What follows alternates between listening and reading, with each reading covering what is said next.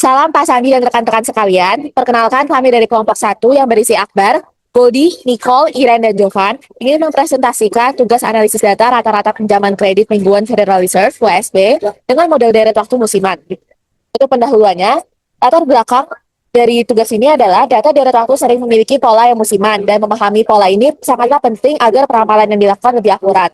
Data yang kami analisis, yaitu WSB, adalah contoh yang bagus karena merefleksikan kredit musiman mingguan dari Federal Reserve ke bank-bank kecil yang butuh dana di periode tertentu. Misalnya, bank yang melayani sektor pertanian. Polanya berulang setiap tahun, tetapi sempat anjlok drastis pada saat pandemi COVID-19. Karena pola musiman dan ketidakstasioneran ini, model Arima biasa tidak cukup.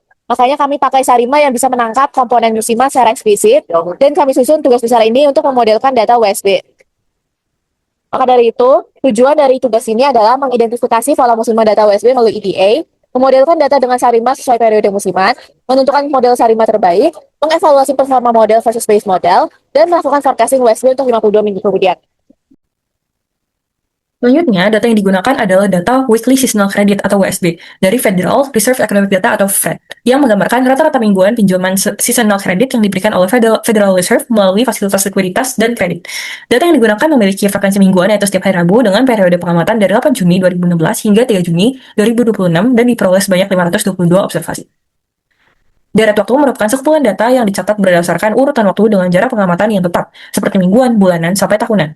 Dalam analisis deret waktu, data yang digunakan harus memenuhi asumsi stasionaritas. Stasionaritas berarti karakteristik data tidak berubah seiring waktu. Suatu data dikatakan stasioner apabila memiliki rata-rata dan variansi yang relatif konstan, sehingga pola pergerakannya tidak dipengaruhi oleh waktu. Jika datanya belum stasioner, maka diperlukan proses tertentu seperti differencing agar data dapat dimodelkan. Salah satu model yang dapat digunakan adalah ARIMA. Model ini digunakan untuk data deret waktu yang sudah stasioner. Dalam menentukan model ARIMA yang sesuai, digunakan analisis ACF dan PACF. ACF digunakan untuk melihat hubungan antara data dengan nilai sebelumnya, sedangkan PACF melihat hubungan tersebut setelah pengaruh lag diantaranya dikendalikan. Namun, karena data yang digunakan memiliki pola musiman, model ARIMA belum cukup. Karena itu digunakan model SARIMA atau Seasonal ARIMA, yaitu pengembangan dari ARIMA yang menambahkan komponen musiman untuk menangkap pola yang berulang. Pola musiman pada data ini tentunya berkaitan dengan seasonal credit dari Federal Reserve. Fasilitas ini diberikan untuk membantu lembaga penyimpanan kecil menghadapi kebutuhan likuiditas yang berubah secara musiman. Perubahan tersebut dapat dipengaruhi oleh berbagai aktivitas seperti pertanian, konstruksi, dan juga yang lainnya. Faktor tersebut menyebabkan jumlah pinjaman seasonal credit cenderung meningkat dan menurun pada periode tertentu setiap tahunnya. Oleh karena itu, model Sarima dipilih karena mampu menangkap pola data yang tidak hanya berubah dari waktu ke waktu, tetapi juga punya pola musiman yang berulang. Menjelaskan bagian 1.3 prosedur kerja, khususnya bagian flowchart dari tugas kami. Prosedur kerja kami mengikuti alur pemodelan Sarima standar seperti pada flowchart di samping. Alurnya dimulai dari data, lalu processing, kemudian diuji apakah data sudah stasioner. Jika belum stasioner, dilakukan diferensiasi musiman dengan S sama dengan 52, karena periode musiman dari data kami yaitu 52 minggu untuk 1 tahunnya. Setelah itu diuji kembali apakah sudah stasioner, dan jika belum stasioner, dilakukan diferensiasi rataan hingga akhirnya data dinyatakan stasioner. Kemudian data yang sudah stasioner ini dilanjutkan dengan alur sebelah kanan, yaitu dilakukan plot ACF untuk melihat pola autokorelasi, kemudian diidentifikasi model untuk menentukan order PQ dan PQ seasonal, kemudian dilakukan estimasi parameter menggunakan metode maximum likelihood, dan tahap selanjutnya adalah pengecekan white noise. Apakah residual dari model sudah white noise? Jika belum, prosesnya akan diulangi kembali ke pemilihan order terbaik, identifikasi model, dan memang jika sudah memenuhi asumsi white noise, model tersebut akan ditetapkan sebagai model terbaik, dan proses pemodelan selesai. Berikut ringkasan hasil dari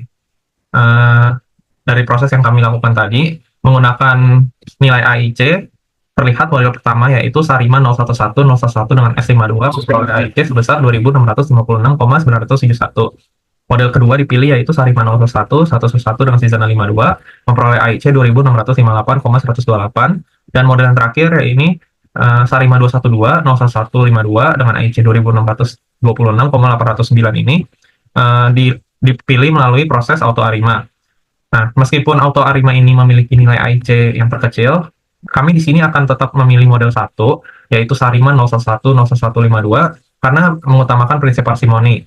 Karena kita lihat bahwa model yang pertama ini hanya memiliki 2 parameter, namun nilai AIC-nya itu tetap kompetitif dibanding dua model lainnya. Dan model inilah yang selanjutnya akan kita gunakan untuk diuji diagnostik dan dianalisis hingga hasil forecasting nantinya.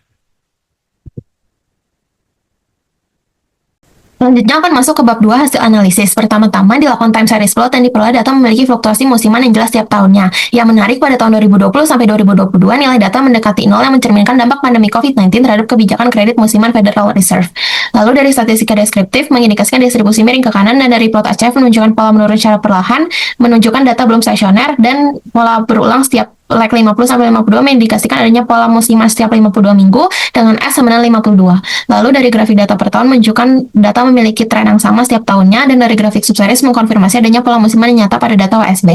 Lalu dari grafik dekomposisi, dari grafik observe, data memperlihatkan fluktuasi musiman yang jelas setiap tahun. Dari grafik tren menunjukkan tren yang berfluktuasi tinggi sebelum 2020, turun drastis saat pandemi lalu perlahan naik kembali. Dan grafik seasonal memperlihatkan pola periodik setiap 52 minggu dan grafik random menunjukkan komponen acak yang tidak dapat dijelaskan oleh model musiman saja. Lalu untuk tahap mempersiapkan data dibagi menjadi 80% data train dan 20% data validation dan digunakan untuk membangun base model dengan beberapa ukuran untuk mengetahui akurasinya adalah sebagai berikut. Lalu untuk tahap identifikasi model, pertama-tama dilakukan uji ADF dan diperoleh data sudah stasioner. Namun dari pola ACF yang sebelumnya, diketahui bahwa data memiliki pola musiman yang kuat sehingga dilakukan diferensiasi musiman. Dan setelah diferensiasi musiman, data belum stasioner sehingga dilakukan diferensiasi reguler dan data sudah stasioner dengan plot sebagai berikut dan dapat dimodelkan lebih lanjut. Parameter diferensiasi yang digunakan adalah D kecil sama dengan 1 dan D besar sama dengan 1. Lalu diperoleh grafik ACF di sebelah kiri dan grafik PACF di sebelah kanan. Pola ini menunjukkan pola komponen moving average yang kuat sehingga kandidat modelnya adalah Sarima 011011 dengan S52 dan Sarima 011111 dengan S52. Oke. Kemudian estimasi parameter. Dengan yang pertama melalui sebuah seleksi model dengan yang kiri sebagai model pertama dan yang kedua itu model yang kanan. Kemudian dilihat nilai AIC-nya, diperoleh bahwa nilai AIC yang kiri lebih kecil dari yang kedua, maka model pertama akan menjadi model yang terpilih dan akan digunakan ke depannya. Kemudian dilakukan uji signifikasi parameter yang akan melihat apakah parameternya signifikan. Berdasarkan fungsi yang telah dilakukan pada software R, diperoleh bahwa parameternya signifikan pada nilai alpha 0,01. Maka model ini layak digunakan dengan persamaan yang terpapar sebagai berikut di PowerPoint. Kemudian dilakukan juga uji performa dari model tersebut dengan menggunakan fungsi akurasi. Karena MAPE mengeluarkan output infinite, ini disebabkan oleh adanya 0 pada dataset. Karena itu kita akan fokus ke nilai RMSE dan MASE. Dan diperoleh kedua nilai ini menunjukkan hasil bahwa model ini layak digunakan. Kemudian setelah kita lakukan estimasi parameter, kita lakukan uji diagnostik. Dengan kita kembali membandingkan output dari residual pada model pertama dan model kedua. Hasilnya tidak jauh berbeda, namun jika diperhatikan model pertama tetap menjadi model yang lebih baik, berpacu pada prinsip parsimoni dan nilai AIC. Selanjutnya adalah forecasting yang akan dilakukan 52 minggu ke depan. Berdasarkan bantuan software R, berikut adalah output atau hasil dari forecasting yang kami lakukan dengan plotting sebagai berikut dan rincian data sebagai berikut. Maka dari itu, kesimpulan dan saran yang kami dapatkan, data WSB ini memang punya pola musiman yang kuat dengan periode 52 minggu, dan setelah didiferensiasi musiman dan rataan, datanya menjadi stasioner. Model Sarima 0,11 X 0,11 terpilih karena AIC-nya paling kecil dan kedua parameternya signifikan. Dengan RMSE training hanya 8,43, jauh lebih bagus dibanding base model yang RMSE-nya 64,41, dan keunggulan ini tetap konsisten di data validasi. Memang residualnya belum sepenuhnya white noise dan belum berdistribusi normal. Kemungkinan karena banyak nilai nol di atas di data saat periode pandemi. Tetapi model ini tetap kami pilih karena performanya jauh lebih di atas base model. Dan hasil forecasting-nya juga berhasil menangkap pola musiman data, walaupun selang kepercayaannya cukup besar. Dan untuk pengembangan kedepannya, kami sarankan beberapa hal. Pertama, coba tambahkan model ARCH atau GARCH untuk menangani heteroskedastisitas di residual. Kedua, eksplorasi cara menangani nilai nol yang banyak, misalnya pakai transformasi data atau model zero inflated. Dan yang ketiga, dalami lagi model perbandingan seperti hasil AutoArima yang AIC-nya lebih kecil.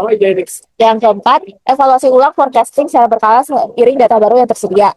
Yang kelima, tambahkan variabel exogen seperti indikator moneter atau makroekonomi untuk pendekatan Sarima X. Dan yang terakhir, variasikan skema pembagian data dan horizon ramalan untuk uji konsistensi model.